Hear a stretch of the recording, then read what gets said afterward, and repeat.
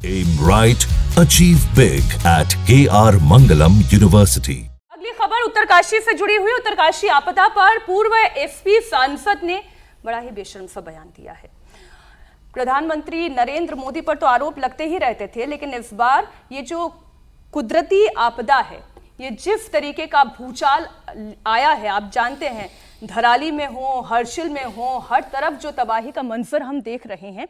ऐसे में कोई भी पॉलिटिकल पार्टी हो, कोई भी नेता हो, कोई आम व्यक्ति भी शायद दोनों हाथ जोड़कर ऊपर वाले से ये प्रार्थना करता है कि जल्द से जल्द सब लोगों को राहत पहुंच जाए। लेकिन एसपी नेता एफटी हसन ने क्या कहा? मुस्लिम धर्म गुरु तक उनकी आलोचना कर रहे हैं। बीजेपी नेता तो खैर करते ही हैं, समाजवादी पार्टी पर भी इस वक्त सभी हमलावर हैं। बयान हम उनका पूरा बयान आपको सुनाएंगे और आप खुद हैरान होंगे जब एफटी हसन ये कहते हैं कि उत्तरकाशी पर आई हुई आपदा के पीछे दरगाहों का या मस्जिदों का बुलडोज हो जाना ये ऊपर वाले का इंसाफ है, इसलिए धराली में ये आपदा आई है। आप पहले सुनो उन्होंने बयान क्या दिया है। ये आपदाएं क्यों आ रही हैं आखिर? कभी हमें इस बात पे विचार करना चाहिए। हमने जंगलों के साथ बड़ी नाइंसाफ़ी करी, जंगलों को कटान और तमाम चीज़ें हो रही हैं, और दूसरी उत्तराखंड में और हिमाचल प्रदेश में दूसरे के मज़हब का कोई सम्मान नहीं हो रहा। और मैं तो कहता हूँ कि किसी भी धार्मिक स्थल के ऊपर, चाहे वो दरगाह हो, मस्जिद हो या मंदिर हो, बुलडोज़र नहीं चलना चाहिए, भले से आप खाली करा लें। इस दुनिया को चलाने वाला कोई और है, और जब उसका इंसाफ होता है तो फिर वो आदमी कहीं से भी अपने को नहीं बचा पाता। समाजवादी पार्टी के वरिष्ठ नेता बोलते हैं, जिन्होंने इससे पहले किस प्रकार से कांवड़ियों की तुलना आतंकियों से भी की है। वो कहते हैं कि देखिए, ये तो जस्टिफाइड है, ये जो प्राकृतिक आपदा हुई है ये होगी क्योंकि आप दूसरे धर्म का सम्मान नहीं करते।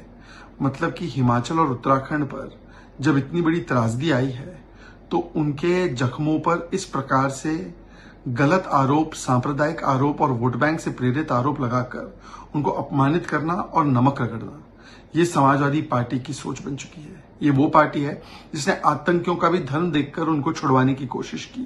ये वो पार्टी है जो लगातार रामचरितमानस के खिलाफ अपमानजनक टिप्पणी करती है, राम मंदिर पर अपमानित टिप्पणी करती है, और किस प्रकार से वोट बैंक राजनीति में लीन होकर साधु संतों को भी गालियां देती है। ये समाजवादी पार्टी का असली चेहरा है। एक तरफ तो वो शरिया की राजनीति को और शरिया को आगे बढ़ाने के लिए किस प्रकार से समाजवादी से नमाजवादी बन जाते हैं, और दूसरी ओर एक प्राकृतिक आपदा पर भी ओछी वोट बैंक की सियासत खेलने से नहीं कतराते। उत्तराखंड और हिमाचल प्रदेश में जो दूसरे धर्मों के साथ गलत व्यवहार हो रहा है, उनका सीधा कहने का मतलब ये था राहुल जी कि जो दरगाहें और जो मस्जिदें जो बुलडोज की जा रही हैं उसकी वजह से ये कुदरत ने इंसाफ किया है। पाकिस्तान में तो मस्जिदें और मदरसे सारे इंटैक्ट हैं, बढ़ाते जा रहे हैं। वो वहाँ 300 से ज़्यादा लोग मर गए बाढ़ में, तो फिर वो भी इंसाफ मान लीजिए। ये तो अजीब बातें हैं। धर्म मतलब अपनी वोट बैंक की पॉलिटिक्स के लिए आप कुछ भी कहते हैं और उलझुल जुलूल बातें करते हैं। वो तो खैर इनका काम ही ऐसा है कि ये इस तरह से बातें करते हैं। लेकिन ये बात हम जानते हैं कि पहाड़ों में जिस तरह से डेवलपमेंट हो रहा है, जिस तरह से पहाड़ों में सड़कें बनाई जाती हैं या फिर बाकी डेवलपमेंट होते हैं, और जिस तरह लोग भी जिस तरह के घर बना लेते हैं नालों के किनारे और के ऊपर ही तो उसके कारण ये नुकसान होता है। और हमेशा से ही बारिशों में जो है वो पहाड़ जो हैं वो खिसकते हैं, दरकते हैं, और ऐसे में अगर आप घर गलत जगह, आप बिल्डिंग गलत जगह बनाएंगे तो उसमें नुकसान होगा। लेकिन इसे इस तरीके का एंगल देना समीर जी, ये कहाँ तक जायज़ है? और क्या कोई रोक टोक होती नहीं है पॉलिटिकल ऐसी पार्टीज के आला कमान से, या कोई भी बड़े व्यक्ति ये नहीं बताते हैं कि आप ये किस तरीके का बयान दे रहे हैं? ये तो राजनीति सूट करते हैं अखिलेश यादव का। अखिलेश यादव इसका क्यों विरोध करेंगे?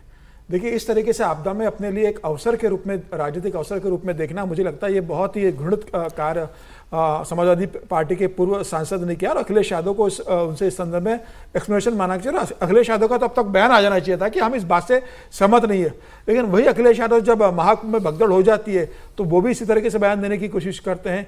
अभी एक और समाजवादी पार्टी के छोटे नेता का बयान आया है, हालांकि बड़े नेता नहीं, इसलिए उसको बहुत ज़्यादा सुर्खियाँ नहीं मिली। उन्होंने कहा कि वो उत्तराखंड के मुख्यमंत्री ने ऑपरेशन काल ने भी शुरू किया था, उसके कारण ये घटना उत्तराखंड में हुई है।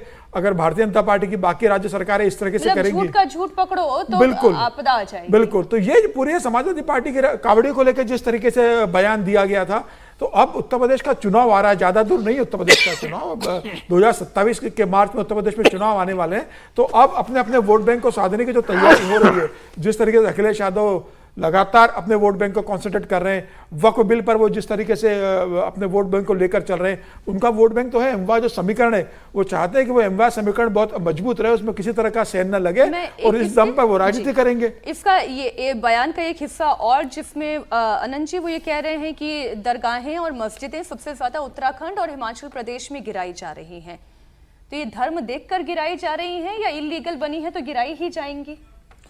मुझे तो राहुल जी का तर्क बहुत अच्छा लगा, जो राहुल जी ने कहा पाकिस्तान में तो सारी मस्जिदें हैं तो कैसे 300 आदमी मर गए। ये मूर्खतापूर्ण बयान है। और जहाँ तक उत्तराखंड की बात है, मैं आपको एक उदाहरण बताता हूँ। देहरादून में सिविल अस्पताल के अंदर एक दरगाह मज़ार था। उस मज़ार बहुत उसमें भीड़ लगती थी और इतनी भीड़ होती थी कि मरीजों को और उसके सेवादारों को वहाँ जाने में दिक्कत होती है। उत्तराखंड सरकार ने रातों रात उसको हटा दिया, उसकी खुदाई करवाई गई। वो मज़ार ऐसे ही बना हुआ था, उसमें ना कोई कंकाल मिला, बहुत गहरे तक खुदाई की गई। और ऐसे मुझे लगता है उसके लिए लोगों ने सुप्रीम कोर्ट तक लड़ाई लड़ी।